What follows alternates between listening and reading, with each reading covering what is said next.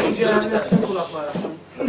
Ben de oturayım şöyle. Allahu Ekber, Allahu Ekber.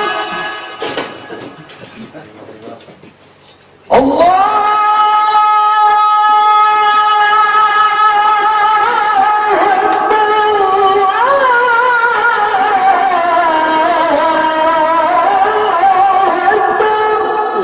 Aslanlarım benim be.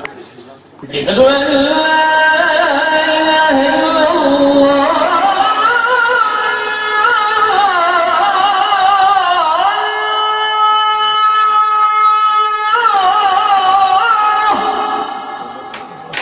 Eşhedü en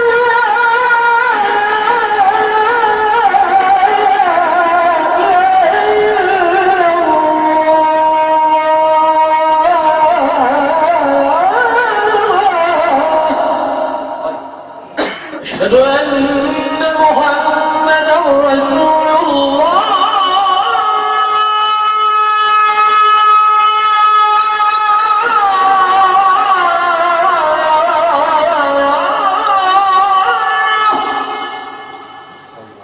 أشهد أن محمدا رسول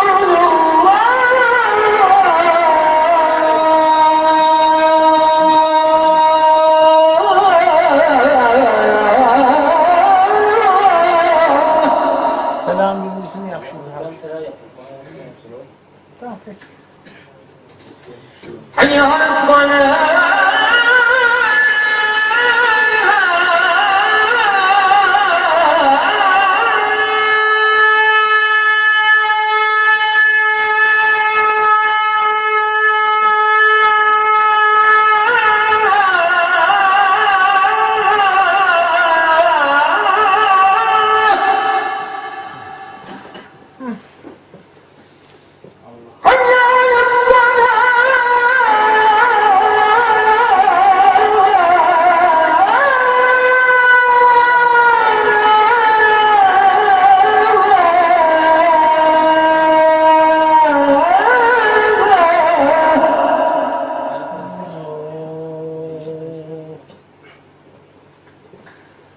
حي على